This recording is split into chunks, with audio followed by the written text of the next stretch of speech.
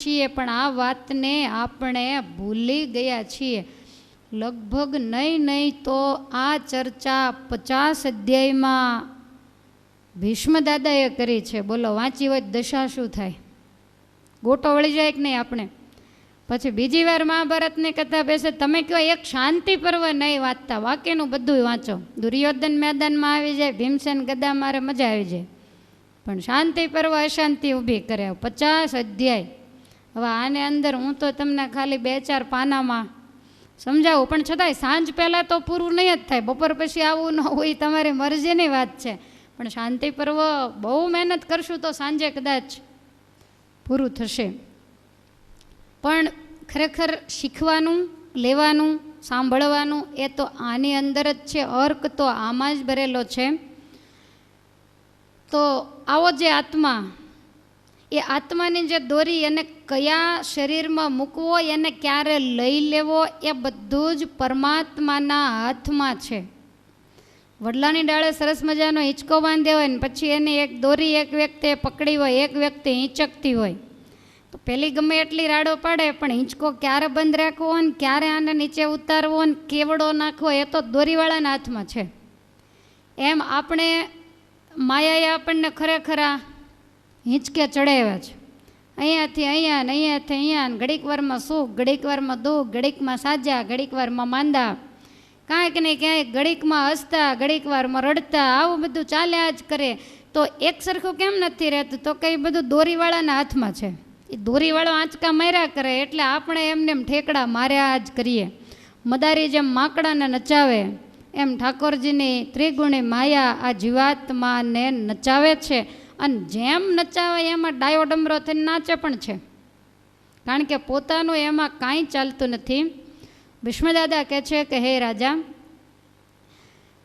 પરમાત્મા પરબ્રહ્મ પૂર્ણ સર્વદા ચૈતન્ય અને સદાયને માટે જે સાકાર મૂર્તિ છે, એવા જે પરમાત્મા પરબ્રહ્મ એની ઈચ્છાએ કરી અને તમામ આત્માઓ જુદા જુદા ખોળિયામાં પ્રવેશ કરે છે, જુદા જુદા કષ્ટ, સુખ, દુઃખ વગેરેને સહન કરે છે.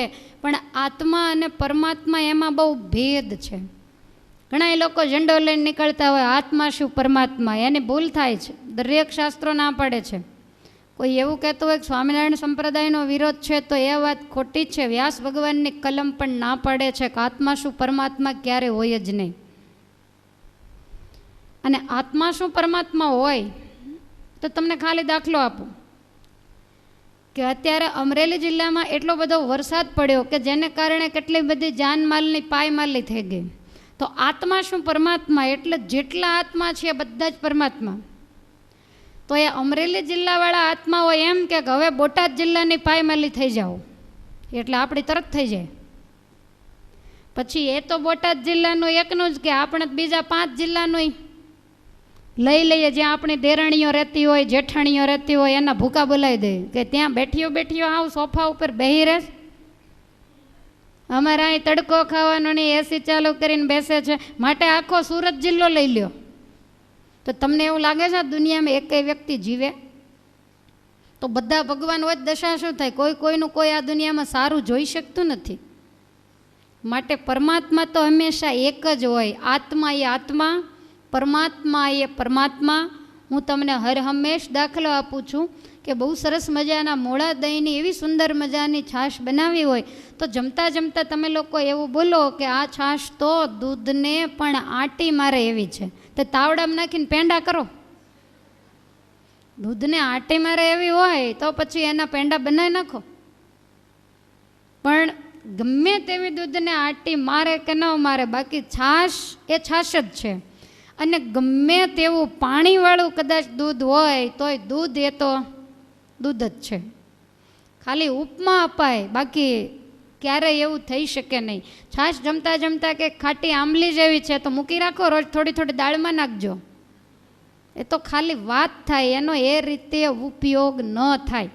ઉપમાઓ અપાય, બાકી દૂધ એ દૂધ છે અને છાશ એ છાશ છે. બહુ સારી હોય ને બહુ વખાણો ને તમારે એની નવી આઈટમ બનાવી હોય, કઢી બને, એના સિવાય કશું ના બને.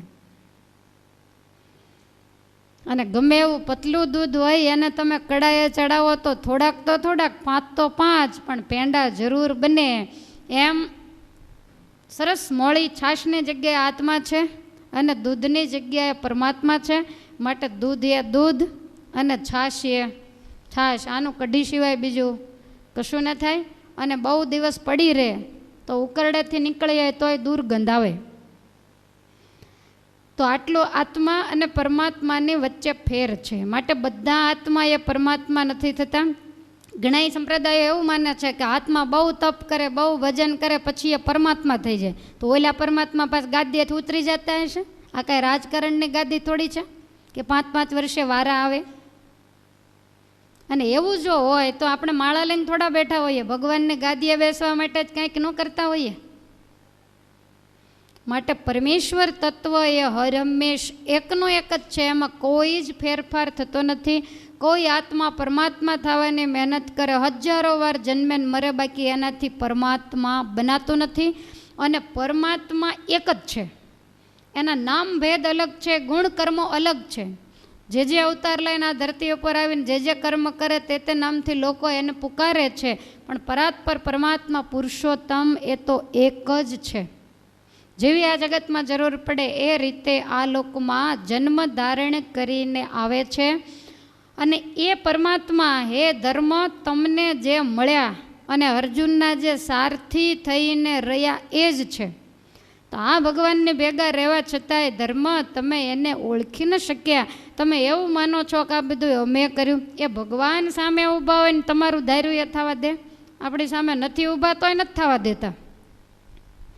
આપણે નક્કી કર્યું હોય કાંઈક 10 વાગે પહોંચવું છે તોય 10:30 થઈ જાય. કાંઈક ને કાંઈક ઉપાધિ આવીને ઊભી રહે જ.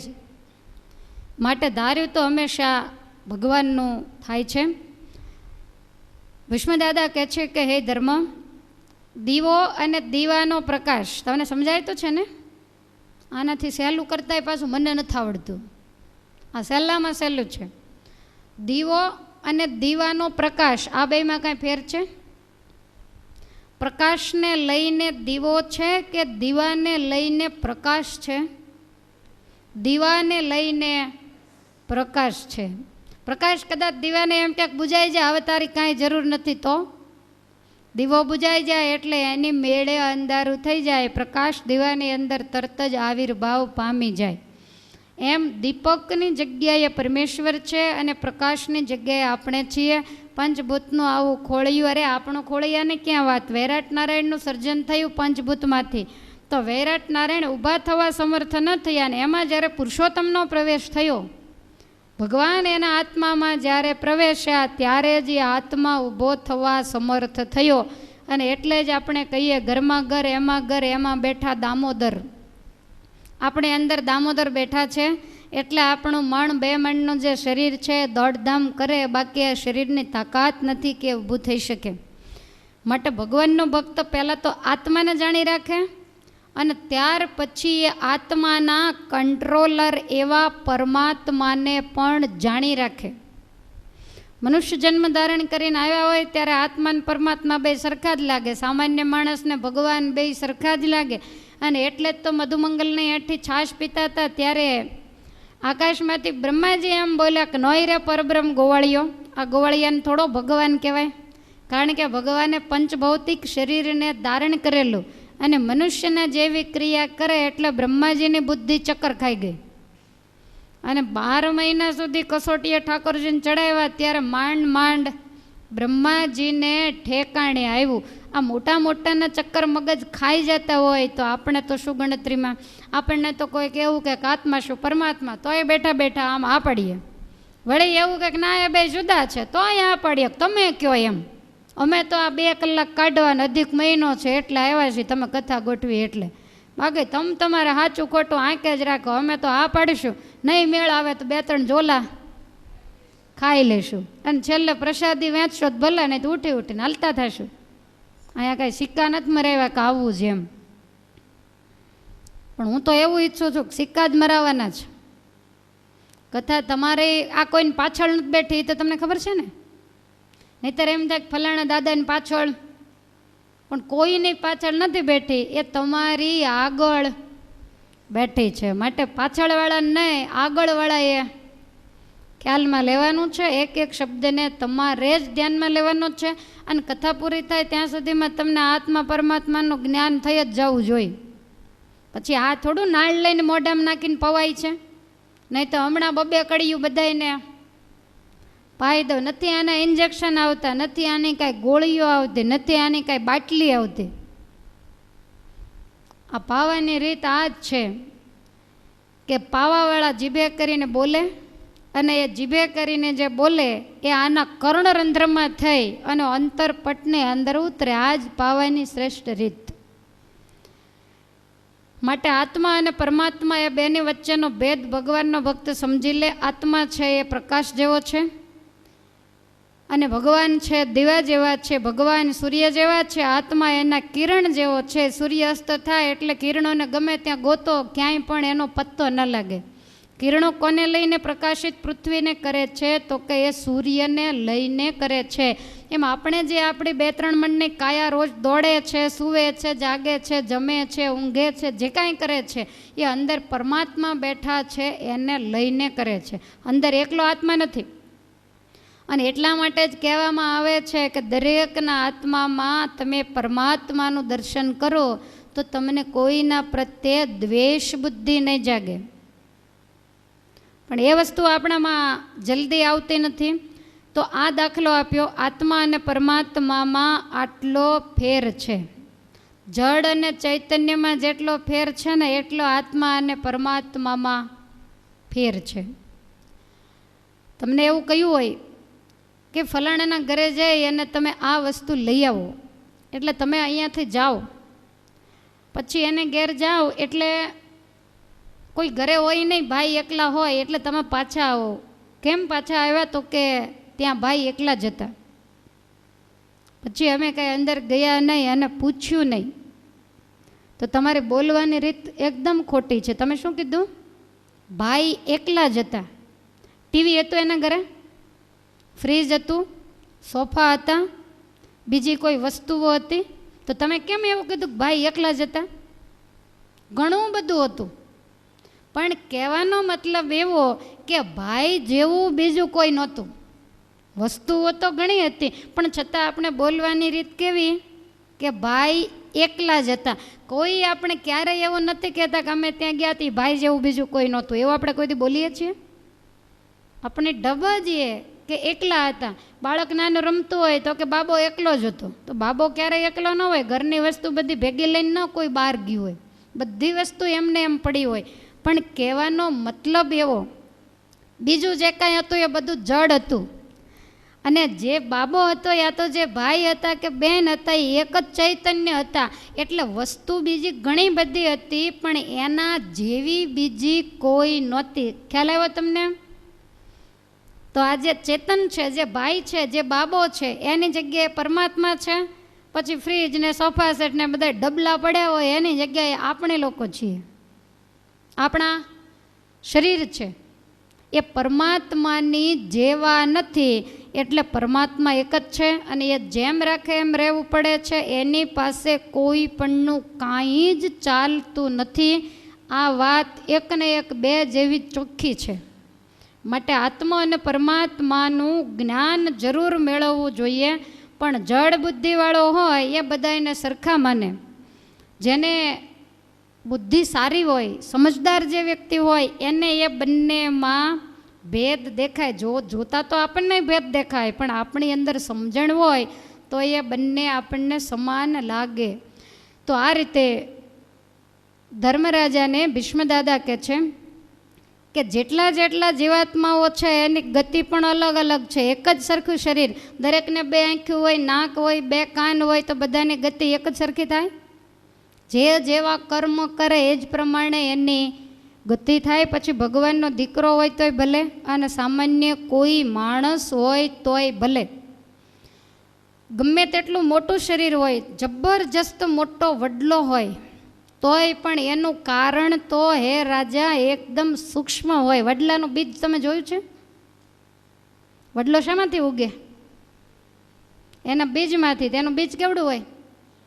ખસખસના દાણા જેટલું એનું વડલાને જે પેલા નાના નાના ફળ લાગે એને ખોલો તો એની અંદરથી ઘણા બધા બીજ નીકળે. તો એટલા નાના બીજમાંથી આટલો મોટો જબરજસ્ત વડલો થાય. અને હકીકતમાં કાંઈ વડલો હોય એવડું બીજ હોય તો દશા શું થાય? એને વાવવું કઈ રીતે? ધરતીમાં ખાડો કેવડો કરવો? માટે હંમેશા કાર્ય કરતાં કારણ નાનું હોય. તો બહુ ઊંડા લઈ ગયા, આપણે તો છબછબિયા કરીને નીકળીએ જલ્દી બહાર. કાર્ય કરતાં હંમેશા કારણ નાનું હોય. દાખલા તરીકે તમે જેવડો પ્લોટ લીધો હોય તો એવડું જ મકાન ન હોય, આજુબાજુમાં કાંઈક જગ્યાઓ છોડી હોય, બીજું ત્રીજું દરવાજા દિવાલો આ તે ઘણું બધું હોય. પછી માની લો કે જેવડું તમારું મકાન હોય તો મકાન હોય એવડો દરવાજો હોય? દરવાજો એના કરતાં નાનો હોય. દરવાજો હોય એવડું તાળું હોય? તાળું હોય એવડી ચાવી હોય? તો કારણ છે એ હંમેશા.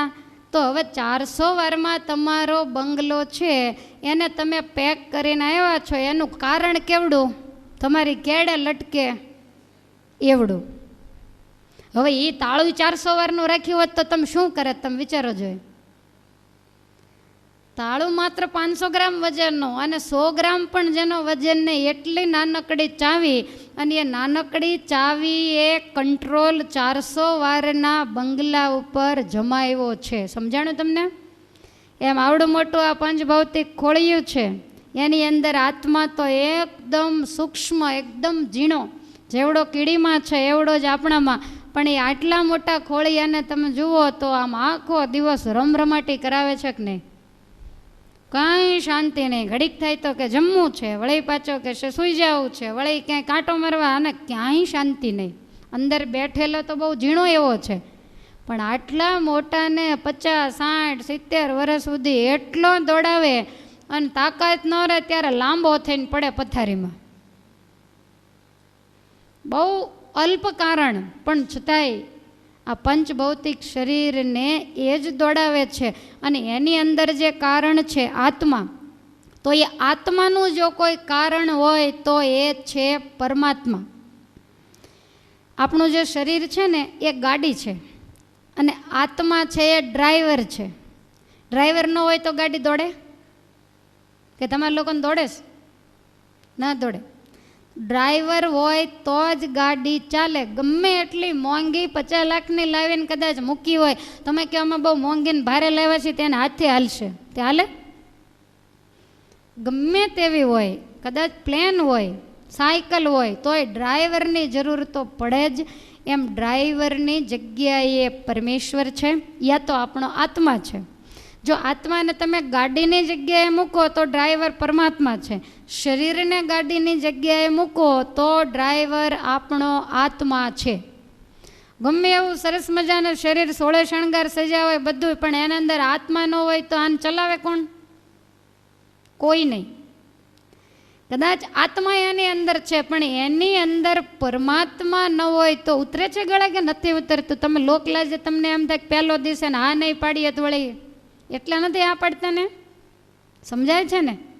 એકદમ સમજાય. નાના છોકરાને પણ એવા દાખલા, અને આવા તો અપરંપાર દાખલાઓ છે કે જે આપણા આત્મા અને પરમાત્મા એ બંનેને જુદા પાડે છે. તો આ રીતે આત્મા અને પરમાત્માની ગતિ બતાવી, ત્યાર પછી માયાની ગતિ બતાવી છે. આ ચૈતન્યમય જે આત્મા એ માયિક શરીરની અંદર રહ્યો છે. માયાના 3 ગુણ છે, સત્વગુણ, રજોગુણ અને તમોગુણ. અને આ 3 ગુણમાંથી 24 તત્વો ઉત્પન્ન થયા અને એમાંથી આ કાયા બંધાય છે. કોઈ એવું કહે છે, જે આત્મા શું પરમાત્મા માને એ એવું કહે છે કે 24મો જ પરમાત્મા છે, અને કોઈ એવું કહે છે કે 25મો પરમાત્મા છે, કોઈ એવું કહે છે કે 26મો પરમાત્મા. જેને જેવી બુદ્ધિ એ પ્રમાણે બધા જ વાતો કરતા હોય છે. પણ ખરેખર આત્મા અને પરમાત્મા એના જ્ઞાનને તો કોઈક આ ધર્મરાજા જેવો હોય એ જ પામી શકે, બીજાની તાકાત જ નથી. તો આ જે ત્રિગુણી માયા છે એ માયા આ જીવાત્માને જન્મ, મરણ, લક 84 એમાં ભટકાવે છે. એટલી બધી માયા જ્યાં ત્યાં આપણને મોહ પમાડે એટલે ભગવાનને મૂકીને બીજે ત્રીજે ચોંટી જઈએ, અને ચોંટીએ એટલે એકાદો જન્મ આપણી માથે જરૂર રહે. એટલું બધું ભજન ભક્તિ કરીને આમ સરસ તૈયારી કરી હોય, એમાં જો વચ્ચે એકાદી માયાની ઝપટ લાગે તો આપણને એકેય વાતના રહેવા દે નહીં. જેણે જેણે જે માયામાં ગૂંચવાઈ ગયા છે એને પછી બહાર નીકળવાનો રસ્તો મળતો નથી, અને મળે ત્યાં સુધીમાં તો લોહી લુહાણ કરી નાખ્યા હોય. આપણા સંતો દાખલો દે છે ને, પેલો વાણિયાનો છોકરો કાયમ દુકાને બેસતો અને પેલા પટેલ ભેંસ પાવા નીકળે તે ગોળ ભેંસના શિંગડા, તાન રોજ એમ થાય કે આ શિંગડામાં પગ નાખ્યો હોય તો એમાં ઈ ચાળો કરાય.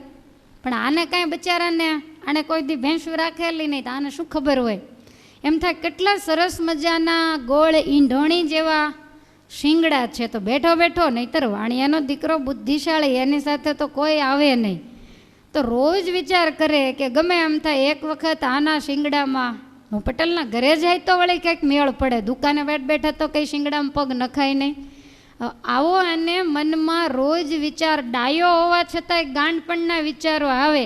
અને એક વખત યુવાની ખરીને બરોબર ભેંસ પાવા નીકળ્યા ને કંઈક ગીર્દી હશે તો ભેંસ દુકાનની સામે ઊભી રહી, તો આણે દોડીને ઠેકડો મારીને શિંગડામાં પગ નાખ્યો. તમને કેમ લાગે? પગ અંદર આવી ગયો અને ભેંસ ભડકીને ભાગી. તે આ તો એવો પેલો જાણે ગળમ ડેરો નાખ્યો હોય, આમ લટકતો જાય, જ્યાં ત્યાં ભટકાતો જાય, ચોલાતો જાય. અરે માંડ માંડ કેટલાય લાકડીઓ લઈ, ભેંસને ખબર નહીં, એને એમ થાય કે આ શું.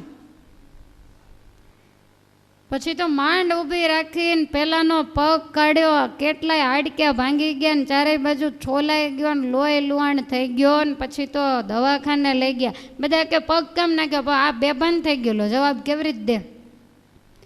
દવા દારૂ કેટલાય કરાવ્યા, ત્યારે માંડ માંડ સાજો થયો. પછી વળી ગામ આખું ખબર પૂછવા જાય ને કહે છે કરે ભલા માણા શેઠનો દીકરો, અને નહીં ને ત્યાં ભેંસના શિંગડામાં ક્યાં પગ નાખ્યો?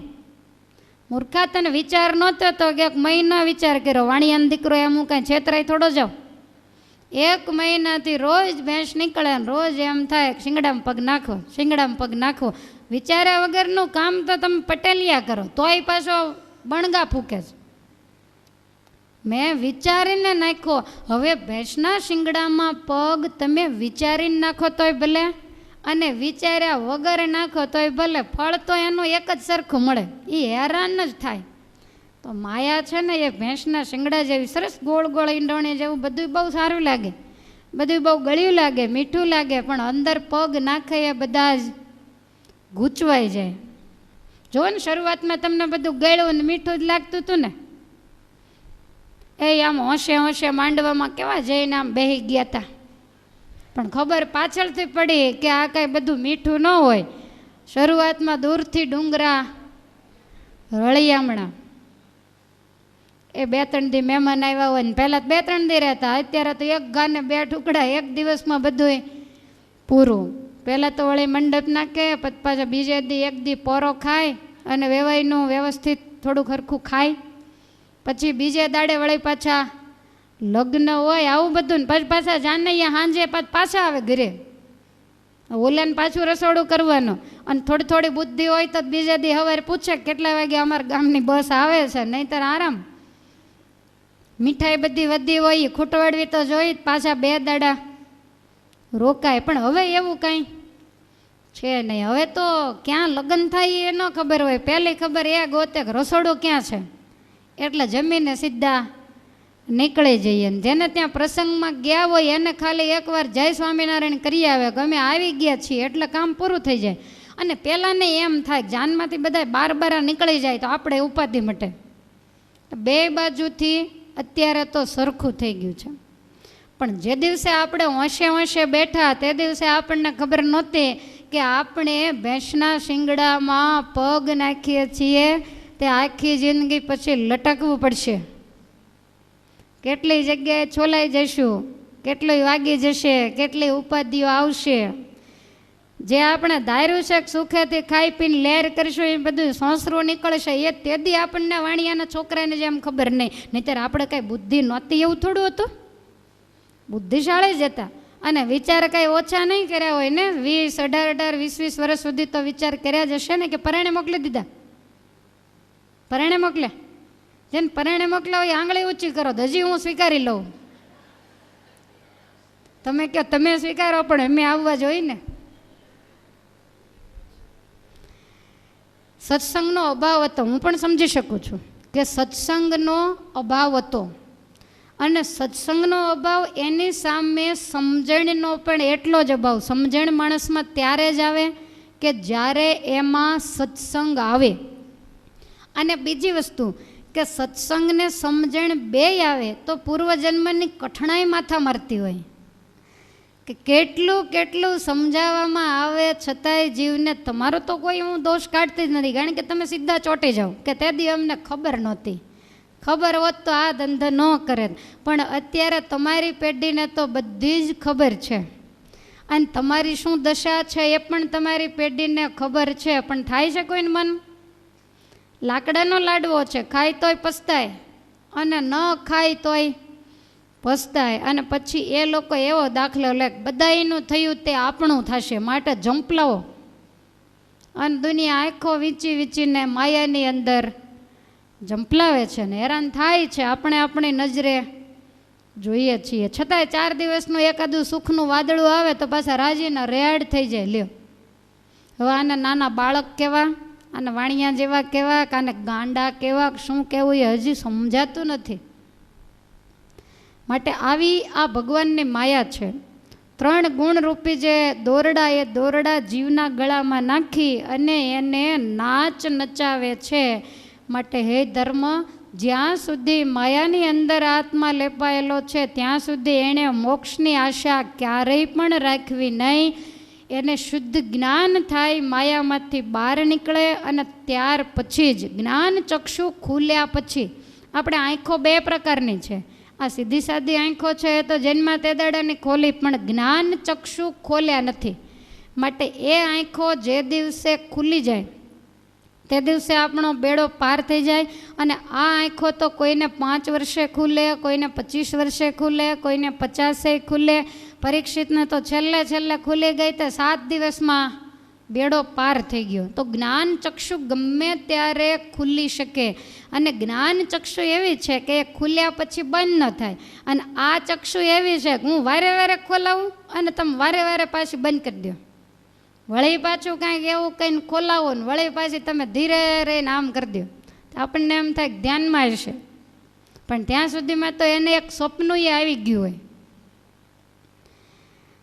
તો આ રીતે ભીષ્મદાદા આત્મા, પરમાત્મા અને માયા કોને કહેવાય, આ 3ની ઓળખાણ ધર્મરાજાને આપી. એ કથા આપણે સાંભળી. હવે આગળની કથાને, કારણ કે 11:30 થઈ ગયા છે, કે સાંજ સુધી ચાલુ રાખવાનું છે? ના પાડે, અમને કંઈ વાંધો નથી હો. તો બપોર પછી 3:45 આપણે અહીંયા પાછી કથા શરૂ કરી દઈશું.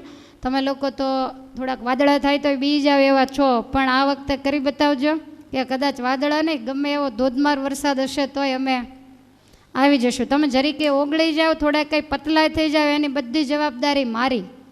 પણ ટાઈમે તડકો લાગે તોય તમ તાર મને કહેજો, પણ બપોરે ટાઈમે અહીંયા આવી જજો, જેથી કરી અને સાંજે આપણે પાછી મંદિરે જઈને આરતી કરવાની હોય તો અહીંયા વ્યવસ્થિત 3:45 કથા આપણે બંધ કરી દઈશું અને 3:45 કથાને અહીંયા શરૂ કરશું.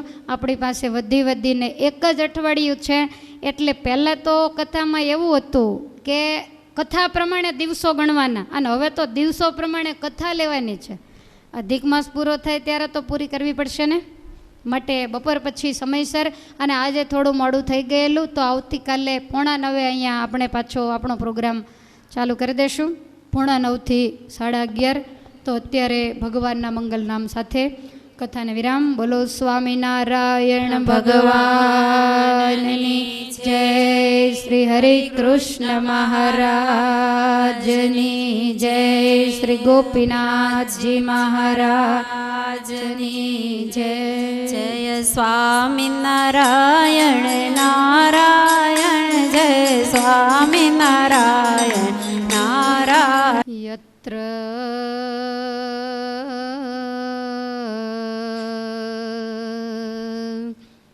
યોગેશ્વર કૃષ્ણો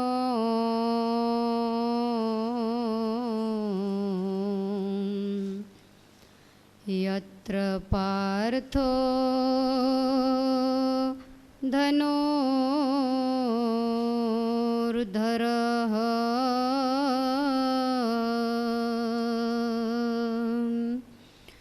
તત્ર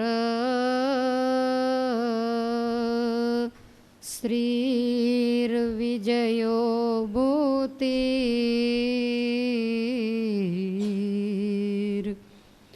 ધ્રુવાનીતિર્મતિર્મમ.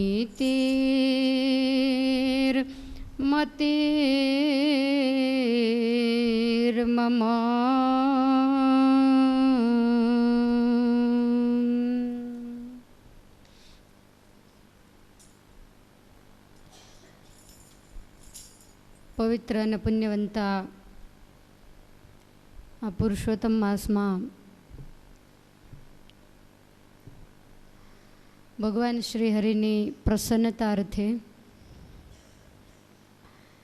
ભગવાન અને ભગવાનના ભક્તોના દિવ્ય ચરિત્રોની ગુણગાથાને આપણે ગાઈ રહ્યા છીએ. આપણે સાંભળ્યું એ પ્રમાણે પુનિત પદમાં પ્રેમ સખી પ્રેમાનંદ સ્વામીએ પણ પ્રગટ પુરુષોત્તમ નારાયણનો સુંદર મહિમા સમજાવ્યો. આગળ બોલાતું કીર્તનનું પદ એ માત્ર તમને ભેગા કરવા માટે નથી બોલાતું, તમારે ગાવા માટે, સમજવા માટે, અંતરમાં ઉતારવા માટે બોલાય છે. પ્રેમાનંદ સ્વામીએ કહ્યું કે ધર્મકુંવરને જાઓ વારણે રેલોલ. તો વારણે જવાનું કાંઈ કારણ હોય. સ્વાર્થ વિના માણસ વારણે નથી જતો. પ્રેમાનંદ સ્વામીને આ શબ્દ બહુ વાર આવે, વારે વારે જાઓ વાલાજી તારે વારણે.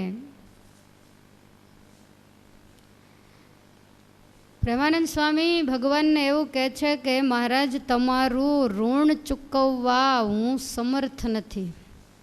તમે જે મારા ઉપર જબરો ઉપકાર કર્યો છે એને ચૂકવવાની આ જન્મે તો મારામાં શક્તિ છે નહીં, અને હવે પછીનો જન્મ મારે લેવાનો નથી. તો હું શી રીતે તમારું ઋણ ચૂકવી શકું?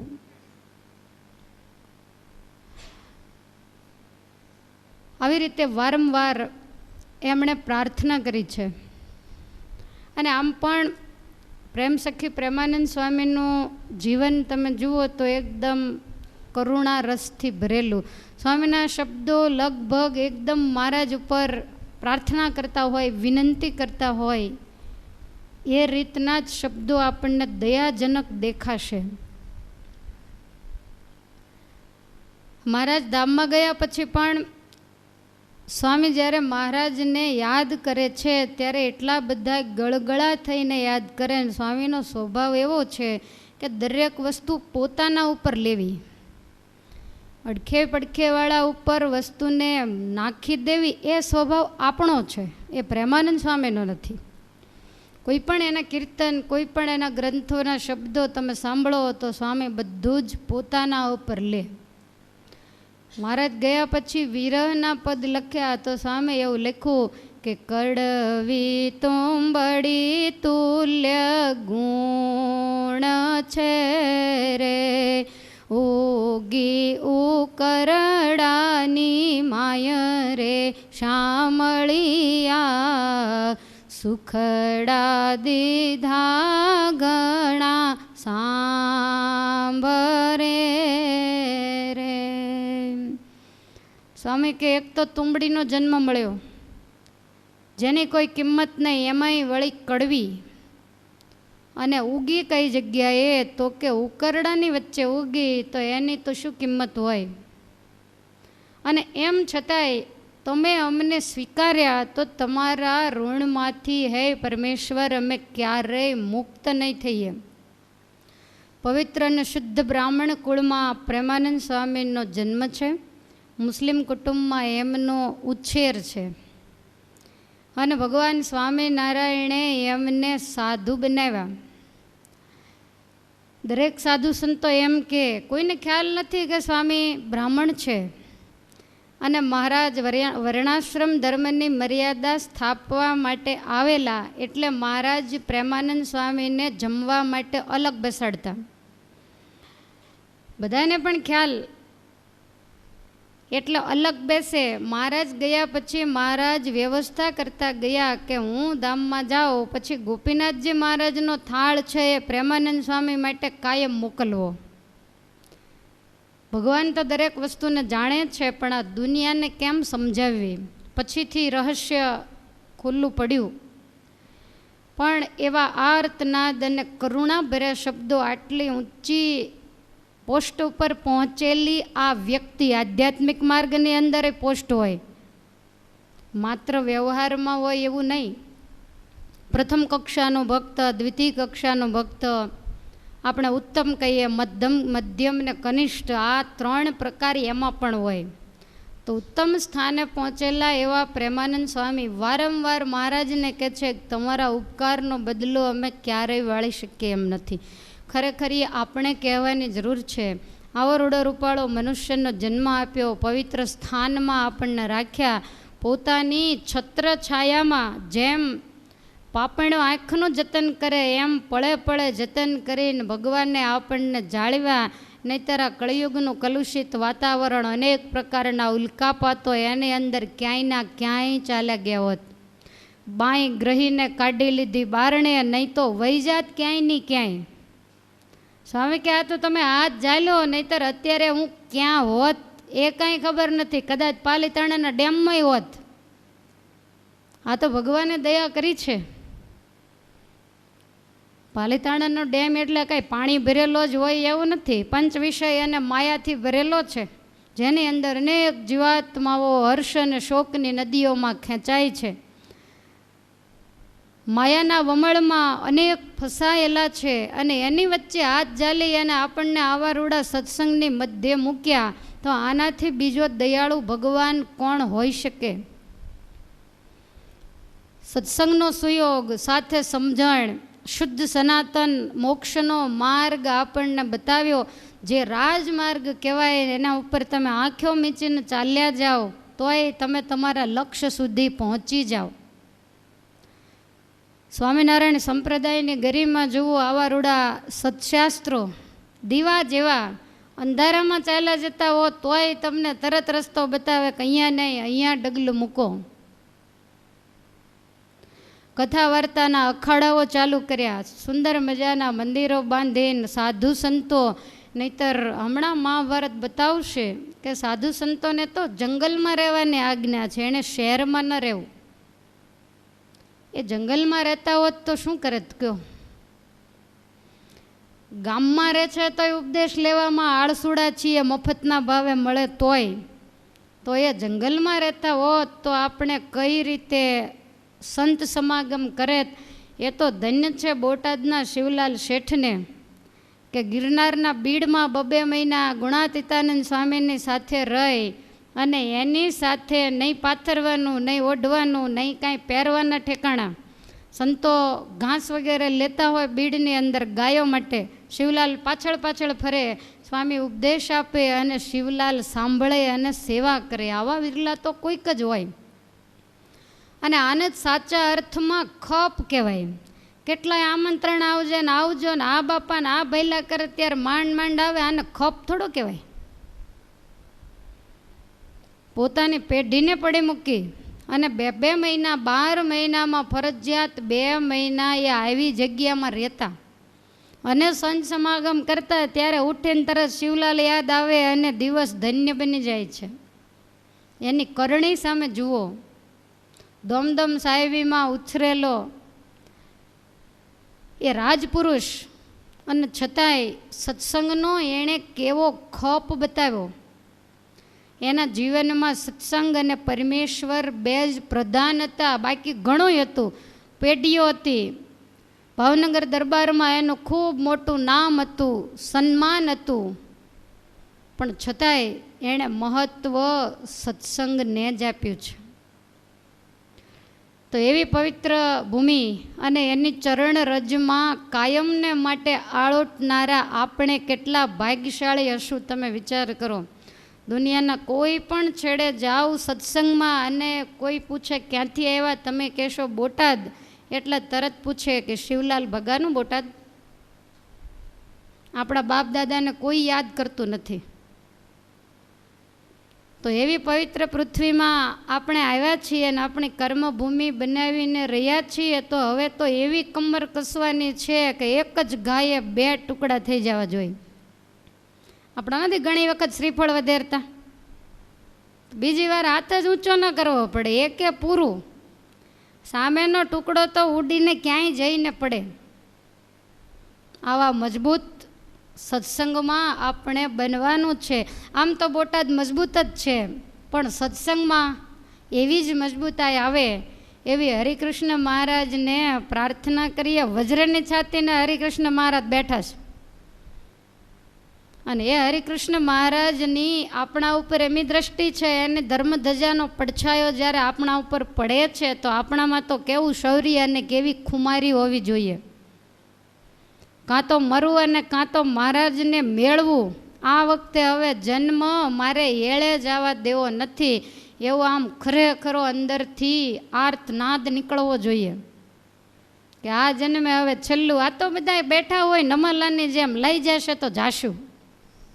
તો કોઈ આપણી વગર લુખું થોડું ખાય છે કે આપણને પરાણે લઈ જશે. તો કથામાં તમને આગ્રહ કરીને કહેવામાં આવે, ઠાકોરજી કંઈ આગ્રહ કરીને કહેવાના નથી ચાલો તમારા વગર મને ત્યાં નહીં ગમે એમ. મોટા મોટા મુક્તોની સભાઓ બેઠી છે, એમાં આપણને ત્યાં કોણ ગણે છે?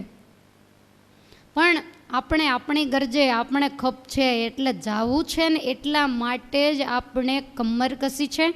ઠાકોરજીને એવી પ્રાર્થના કરું કે આ કસેલી કમર માત્ર પુરુષોત્તમમાં સ્ફૂર્તિ નહીં, પણ કાયમને માટે આજીવન જ્યાં સુધી આ દેહની અંદર પ્રાણ રહે ત્યાં સુધી આપણને દર્શન, કથા, વાર્તા, સત્સંગનો એવો ને એવો જ ખટકો અને એવો ને એવો જ ઉમંગ રહે, એવી આપણે મહારાજને પ્રાર્થના કરીએ. આપણી નદીએ ઉતાવળી અને આપણે બધા ઉતાવળા. પાણી આવે ત્યારે જબરજસ્ત આવે અને જાય ત્યારે ખબર સુદ્ધા ન રહે. એમ સત્સંગમાં પૂર આવે ત્યારે જબરું આવે અને પછી જાય ત્યારે કાંઈ ખબર પણ ન પડે કે આ બધા ક્યાં ગયા. હરિકૃષ્ણ મહારાજ ખૂબ સારી રીતે આપણું બધા એનો જતન કરે જ છે, અને એ જ રીતે જતન કરતા રહે.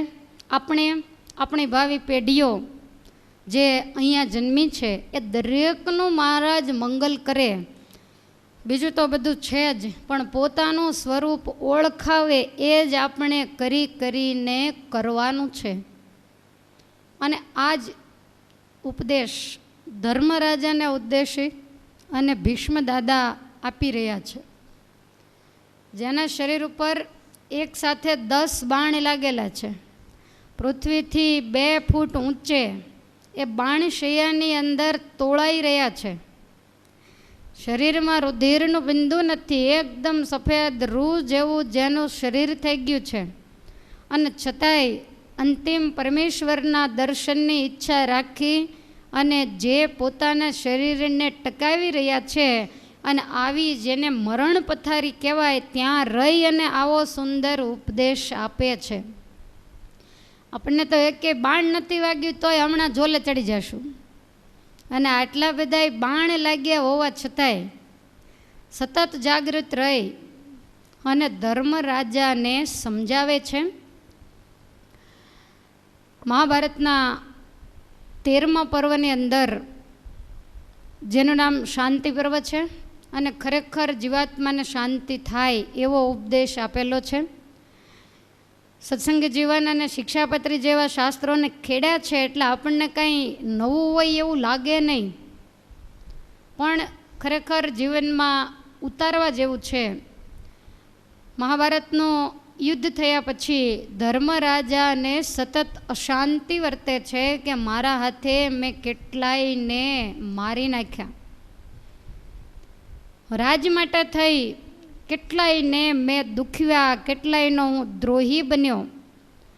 ભગવાને કહ્યું કે ભીષ્મદાદાને જઈને વાત કરજો, તમને શાંતિ થાય એવો કંઈક ઉપદેશ દેશે. અને પીપળાના વૃક્ષ નીચે હસ્તિનાપુરના નજરબાગમાં જ્યાં ભીષ્મદાદા સૂતા છે ત્યાં આવી યુધિષ્ઠિર મહારાજ બે હાથ જોડીને પ્રશ્ન કરે અને એ જ વખતે ભીષ્મદાદા એને ઉપદેશ આપે છે કે રાજા, તારામાં આટલો બધો મોહ કેવી રીતે આવ્યો કે 18 અક્ષોણી સેનાને મેં મારી? તારા માર્યા કોઈ મરતા નથી. કર્તા અને કાર્યતા બંને ભગવાન છે. જન્મદાતા ભગવાન છે, પોષણ કરનારા પરમેશ્વર છે અને અંતે એનો નાશ કરનારા પરમેશ્વર છે. કુદરતનો ક્રમ છે, જે પોષતું તે મારતું, એવો દિશે ક્રમ કુદરતી. આપણા લાઠીના કવિ કલાપી એવું કહે છે. જે પોષણ કરે એ જ જ્યારે સમય આવે ત્યારે ભક્ષણ કરે. આયુષ્ય પૂરી થાય, કાળ મર્યાદા પૂરી થાય એટલે ભગવાન આવી અને એક શરીરમાંથી બીજા શરીરમાં પ્રવેશ કરાવે. જેમ આપણે જીર્ણ વસ્ત્ર બદલીને નવું પહેરીએ એમ આ જે શરીર જીર્ણ થઈ જાય ત્યારે ઠાકોરજી એનો ત્યાગ કરાવી અને નવું શરીર આપે. આપણને આમ પણ એકની એક વસ્તુ ગમતી નથી. બેના બે પગ પછી ક્યાં સુધી હોય? એટલે ઠાકોરજી પાછા 4 આપે. કાન ખજૂરો બનાવે તો કેટલા બધાય આપે. વળી એમાં હેરાન થઈને મરીએ એટલે પાછો બીજો જન્મ આપે. પુનરપી જન્મમ પુનરપી મરણમ પુનરપી જનની જઠરે શયનમ. વારે વારે જન્મવું, વારે વારે મરવું, ગર્ભવાસ, લક્ષ 84, યમ યાતના, એના કષ્ટ આ જીવાત્મા ભોગવે છે. અને છતાંય આશ્ચર્યની વાત એ છે કે આટલા કષ્ટને ભોગવ્યા પછી આજ એવો ને એવો તાજો માજો છે. નહીતર કોઈ પણ કાર્યથી તીર્થયાત્રા કરવી એ કામ કંટાળાજનક નથી. પણ ઘણીવાર લાંબી યાત્રામાં લઈ ગયા હોય અને 2.5 મહિને આવે તો તમે જુઓ તો હાવ ઢીલા ઢપ થઈ ગયા હોય. માત્ર 2.5 મહિનામાં તીર્થોમાં ફરીને માણસ ઢીલો થઈ જાય અને એ જ વ્યક્તિ આ દુનિયાના ચક્રાવામાં વર્ષોથી ચડ્યો છે, પણ જ્યાં જન્મે ત્યાં તાજો ને તાજો જ હોય. જ્યાં થોડો કર્માય એટલે ઠાકોરજી તરત જગ્યા બદલી નાખે કે આને ઘરની એલર્જી થઈ ગઈ, આને દરમાં મોકલો. એટલે વળી પાછો ઉંદર થઈને દરમાં આવે. એની એલર્જી થાય એટલે ઠાકોરજી કે આને બોર્ડમાં મોકલો. બધાનો રાજા થઈને પાછો બોર્ડમાં આવે. તમને ખબર છે ને બોર્ડમાં કોણ રહે? એટલે બોર્ડમાં નહીં હો. કોણ રે બોર્ડમાં? જોકે એ પ્રશ્ન તમને ન પૂછાય, જવાબ હોય જ. ધામમાં કોણ રહે એ જ તમને નથી ખબર, બાકી ક્યાં કોણ રહે બધાના માસ્ટર તમે જ છો. તો આવો જે આ જીવાત્મા જન્મ જન્મથી ભટકી રહ્યો છે, પણ ભીષ્મદાદા કહે છે કે હે રાજા, એને કંટાળો આવતો નથી. દરિયાના પાણી જેટલું માતાનું દૂધ પી ગયો તોય પણ એને હજી ત્રાસ નથી. એને એમ નથી થતું કે હવે આનો છેડો ક્યારે આવશે, આ મારું આવાગમન હવે ક્યારે મટશે, એની એને ચિંતા નથી. અને જે કાંઈ દુનિયામાં થઈ રહ્યું છે ઠાકોરજી એને નિમિત્ત બનાવે. આને તો એમ જ થાય કે હું જ કરું છું. અહમ અને મમત્વ, મારું અને તારું, એ બે જ આ દુનિયાની અંદર માયા છે. કોઈ પણ સારું કાર્ય થયું હોય તો માણસ પોતાને માથે લેવાનો પ્રયાસ કરે, ગમે તેમ કરીને જશ લેવા માટે મથે. અને કોઈ પણ કાર્યમાં કાંઈક ભૂલચૂક થઈ હોય, કાર્ય બગડ્યું હોય તો એ ટોપલો ગમે તેમ કરીને બીજાની માથે નાખવાનો પ્રયાસ આ જીવ કરે. સારું એટલું મારું અને બગડ્યું એટલું બીજાનું. ગુણાતીતાનંદ સ્વામી કે ઘઉં બહુ સારા છે, પટેલિયા કે હોય જ તો 4 ભાઈ તૂટી જઈએ છીએ. તો તમે બધાય સાધુ ભગવાન ભગવાન આ જે હોય એને માથે નાખ્યું. ફરીવાર આવ્યા તો ગેરું આવ્યો. સ્વામી કે 4 ભાઈએ મહેનત કરીને મથ્યા બહુ, પણ અંતે તો ગેરું આવ્યો, ઘઉં બધાય લાલ થઈ ગયા. ત્યારે પહેલાં કે હવે એ ઠાકોરજીની મરજી હોય એમ થાય. સારું કરું એટલું હું કરું અને બગડે એટલું બીજા કરે ને બીજા કોઈ ઝપટમાં ન આવે તો ઠાકોરજી તો છે જ. અબજસના ટોપલા આ જીવાત્મા ઠાકોરજીની ઉપર નાખે છે. ભીષ્મદાદા કહે છે કે હે ધર્મ, આ જે જીવાત્મા એ જન્મો જન્મથી અજ્ઞાનરૂપી અંધારામાં અવરાયેલો છે. એને જન્મ ઘણા એવા છે, એને ઘણું બધું આ દુનિયામાં જોયું, જાણ્યું ને માણ્યું, પણ એને પરમેશ્વરને જોવા, જાણવાના ને માણવાના જ બાકી રહી ગયા છે. જ્યારે જ્યારે જન્મે ત્યારે શું એને આવો કંઈ સત્સંગનો યોગ નહીં મળતો હોય, પણ કોઈને કોઈ રીતે એ સત્સંગથી દૂર રહેતો હશે. ઘણીવાર એવું બને જાતા હોય પણ અભાવ અવગુણ લઈને આવતા હોય, એટલે વળી પાછા ભવાટવીમાં ભટકવાનું થાય. એના કરતાં તો ન જવું એ સારું, એનો દોષ ઓછો લાગે. જઈ અને અવળું લેવું, અભાવ અવગુણ લેવા, શાસ્ત્રની અંદર શંકા કુશંકાઓ કરવી. તમે જુઓ, આપણે મહાભારત ચાલુ કર્યું ત્યારથી આમ શંકા કુશંકા થાય એવી જ કથા આવે છે, પણ આપણને તો એવી બ્રહ્મહત્યાની બીક લાગી ગઈ એટલે કોઈ બોલે ચાલે. જેને જે કરવું હોય તે કરે, જે આવે તે આપણે સાંભળે રાખીએ ને પૂરું થાય એટલે ઘર ભેગા. પણ ખોટી શંકા કરીને જુઓ, જન્મેજય રાજાએ શંકા કરી તો ભીષ્મ પર્વની બ્રહ્મહત્યા એની માથે જ રહી. અને આ તો બધાય મહાપુરુષો છે. વાયુની ગતિ રોકી અને હાથીના ખોખાઓને ઉપરથી પડતા વૈશંપાયન મુનિએ જન્મે જઈને બતાવ્યા, ત્યારે એને પારાવાર પસ્તાવો થયો કે મોટાની વાતો હંમેશા મોટી હોય, માટે એમાં ક્યારેય પણ શંકા ન કરાય. વાતો મોટી, એની સામે આપણી સમજણ અને આપણી બુદ્ધિ ટૂંકી હોય એટલે એના પારને આપણે ન પામી શકીએ. આત્મા અને પરમાત્માનું જ્ઞાન આપ્યા પછી માયા કોને કહેવાય એ સમજાવ્યું છે. અને એ જે માયા એને તરવા માટેનો ઉપાય છે જ્ઞાન. જીવાત્માની અંદર જ્ઞાન હોવું જોઈએ. તો જ્ઞાન કોને કહેવાય? આત્મા અને પરમાત્મા એ બેને યથાર્થપણે જાણવા એનું નામ જ્ઞાન. યથાર્થપણે એટલે શું? તો કે જેવા છે તેવા એને ઓળખવા એનું નામ જ્ઞાન. પરમાત્માને તો આપણે શાસ્ત્રોના માધ્યમથી થોડા ઘણા પણ ઓળખીએ છીએ. વધારેમાં વધારે અજ્ઞાન પણ હોય તો એ આત્માના બારામાં. આપણા આત્માને, શુદ્ધ ચૈતન્યને આપણે ઓળખી શકતા નથી. એને આપણે માયાની અંદર એક બનાવી દીધો છે. દરેક વસ્તુ આપણે આત્માની માથે લઈ લીધી છે. આપણે હું કોને કહીએ છીએ? મને આમ થાય છે, મને આમ થાય છે. દેહ અને આત્મા બંનેને એક રૂપ બનાવી દીધા છે. આ જ મોટામાં મોટું અજ્ઞાન છે. આત્માના શુદ્ધ સ્વરૂપને આપણે સમજી શકતા નથી. અને આત્મભાવે વર્તવું સ્વામિનારાયણ સંપ્રદાયનો સિદ્ધાંત છે. ભજે બ્રહ્મ થઈને પરબ્રહ્મને, આત્મ સ્વરૂપે થઈ ત્રણ દેહથી અલગ, સ્થૂળ સૂક્ષ્મને કારણ એનાથી જુદા થઈ અને જે પરમાત્માનું ભજન કરે એનું જ ભજન છેક પહોંચે છે. માટે આત્મભાવ દ્રઢ કરવાની વાત ભીષ્મદાદા બતાવે છે. ને જેને આત્મભાવ દ્રઢ થાય તો એના અહમ અને મમત્વ બંને ટળે, એટલે ધર્મના મનમાંથી તરત નીકળી જાય કે આ બધાને મેં માર્યા છે. ત્યાર પછી પરમાત્મા એને જેવા છે તેવા ઓળખવા. નિગમ નેતિ કહે, આપણે એને ઓળખવા સમર્થ નથી. વેદની ઋચાઓ પણ જેને નેતિ નેતિ કહીને અટકી જાય, તો એવું જે દિવ્ય પરમાત્માનું સ્વરૂપ એને ઓળખવું એ આપણી જેવા નથી. આપણે માયિક છીએ, આપણે લૌકિક છીએ. ઠાકોરજી અમાયિક છે, અલૌકિક છે. આપણે નાશવંત છીએ. એની સામે ઠાકોરજી અવિનાશી. આજ મારે ઓરડે રે આવ્યા અવિનાશી અલબેલ. એવા ભગવાન મારે ઓરડે આવ્યા કે જેનો ક્યારેય પણ નાશ થાય એવું નથી. પણ આના સિદ્ધાંતને આપણે સમજતા નથી. અને આ જ્યારે આપણે ઓરડાના પદ બોલીએ ને ત્યારે જાણે ચારેય વેદને નીચોવી લીધા હોય એવું. એમાં છેલ્લા બે પદ તો તમે જુઓ, કેટલા બધા મોજમાં આવી અને મહારાજ પોતાની જે ગુપ્ત વાત છે, સાંજે બે પદ છેલ્લા બોલો ત્યારે કથાને યાદ કરી અને વિચારજો કે એમાં શું કહેવા માગે છે.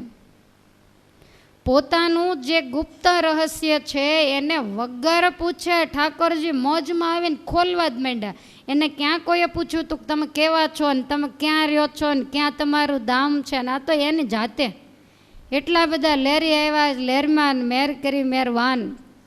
વગર પૂછીએ ઠાકોરજીએ પોતાની આપણને ઓળખાણ આપી દીધી કે આ જગ્યાએ હું રહું છું, આવું મારું ધામ છે, આ મારી મોટાઈ છે, આ મારું સ્થાન છે, અને તમારે જો આવવું હોય તો તમારે આ રીતે રહેવું.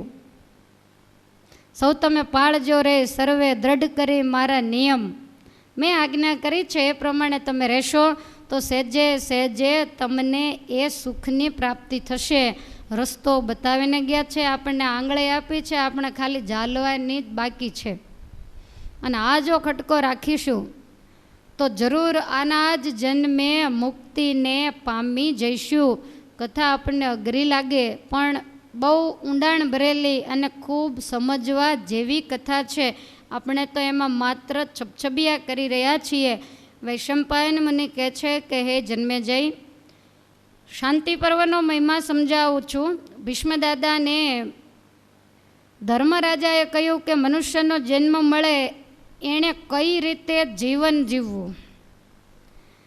ભીષ્મદાદા કહે છે કે રાજા સાંભળ, આત્માની સામે દ્રષ્ટિ સ્થિર કરવી અને લક્ષ્ય નક્કી કરવું કે આ વખતે આ જન્મે મારે મારા આત્માનું કલ્યાણ કરવું છે.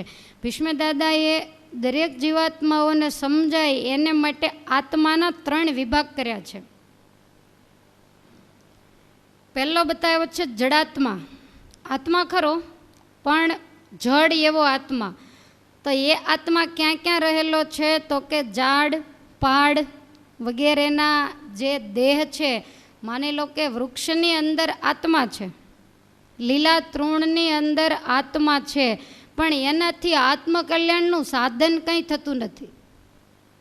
પોતાના સ્થાન ઉપર જ્યાં ઊભો છે ત્યાંથી એ 2 ડગલાય ચાલવા સમર્થ નથી. એની અંદર જીવ છે એનું કારણ આપણે એનો વૃદ્ધિ થાય, પોષણ થાય, સુકાઈ જાય, આ બધું જોતા હોય એના ઉપરથી ખ્યાલ આવે કે આની અંદર આત્મા છે. પણ એ પરમાર્થ વગેરે કોઈ જ સાધન, ભજન, ભક્તિ, મોક્ષ એનાથી કંઈ જ થતું નથી. ને આશ્ચર્યની વાત એ છે કે આપણાથી ભજન, ભક્તિ, મોક્ષ, દાન, પુણ્ય, સારા કામ બધું થઈ શકે, જ્યારે આપણને આયુષ ઓછી આપી. અને વૃક્ષના શરીરમાં જુઓ તો 200, 500 ને 1000 વર્ષની એને આયુષ આપી, જ્યારે મોક્ષનું સાધન એનાથી કંઈ થતું નથી. ટાઢ, તડકો, વરસાદ બસ એને સહન કરીને સતત બેસી રહેવાનું. એકના એક જ સ્થાન ઉપર પાણી મળે તો પોષણ મળે, નહીંતર ઊભા પીડાઈને સુકાઈ જાય. સહેજ પણ એની અંદર સ્વતંત્રતા નહીં. તો આવા શરીરની અંદર જે આત્માઓએ કર્યો છે એને જડાત્મા કહેવામાં આવે છે. જે શરીરને આપણે બહુ વાર ધારણ કરીને આવ્યા. ગમે તેવું વૃક્ષ હોય એની અંદર આત્મા બધી વસ્તુ સાચી, પણ કોઈ માણસ કુવાડો લઈને મંડી પડે તો એને રડતા નથી આવડતું, એને એની વેદના વ્યક્ત કરતા નથી આવડતું. વેદના થાય જરૂર પણ એને વ્યક્ત કરતા નથી આવડતું. અને એવો એ આત્મા જડ છે કે આપણે તો તરત જ બેભાન થઈ જઈએ જો કોઈએ કુવાડો લીધો હોય તો, પણ આની અંદર એવી સંવેદના ઠાકોરજીએ મૂકી જ નથી. તો આને જડાત્મા કહેવામાં આવે છે. અને ત્યાર પછી પરમાર્થનું જે જ્ઞાન એ જડાત્માને નથી. કીટ, પતંગ, પશુ, પક્ષી આ બધા જીવાત્મા છે. જડાત્મા, જીવાત્મા અને આત્મા, આવા 3 વિભાગ એમણે લોકને સમજાય એટલા માટે સાદી ભાષામાં પાડ્યા છે. તો ઝાડપાડ વગેરે જડાત્મા, ત્યાર પછી કીટ એટલે કે ઝીણા જંતુઓ, પતંગ, પશુ, પક્ષી આ બધા જીવાત્મા.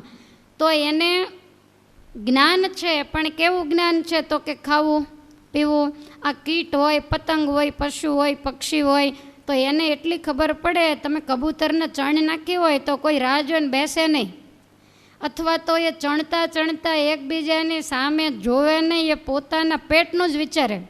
તો એને જ્ઞાન જરૂર છે. એટલે ગમે ત્યાંથી પોતાનો ખોરાક, પોતાને રહેવાનું સ્થાન, પછી માળો હોય કે જે હોય તે ગમે ત્યાંથી એ શોધી કાઢે. પશુને તમે ગમે ત્યાંથી છૂટું મૂકો તો એ પોતાના ખીલે જઈને જ ઊભું રહે. તો આ જ્ઞાન એની અંદર છે, પણ પરમાર્થનું જ્ઞાન નથી, માત્ર વ્યવહારનું, એની રીતે જેને વ્યવહાર કહેવાય. તો એ જ્ઞાન આ પશુ પક્ષી વગેરેમાં મૂક્યું છે. આહાર, નિદ્રા, આ દરેક વસ્તુ એની અંદર છે. તો એને જીવાત્મા કહેવામાં આવે છે.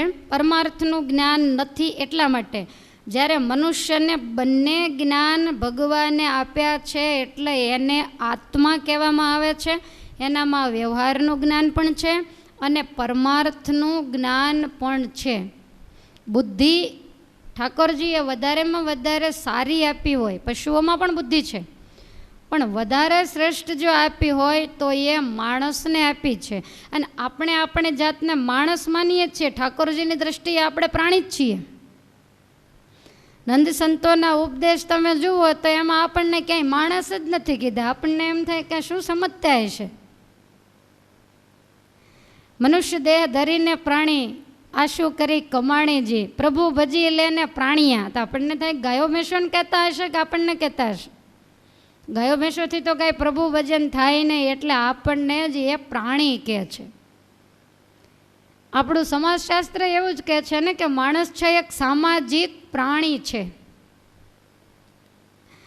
તો એને આત્મા કહેવામાં આવે છે. એને બે પ્રકારનું જ્ઞાન છે. પરમાર્થનું, પોતાના શરીર, કુટુંબ, પરિવાર એને સાચવવાનું છે. એની સામે એનામાં પરોપકાર કઈ રીતે કરવો, બીજાને મદદરૂપ થવું, બીજાના દુઃખને ટાળવા, બીજાના ભલા માટે કાંઈ કરવું જિંદગીમાં, આ બધું જ જ્ઞાન એમાં છે.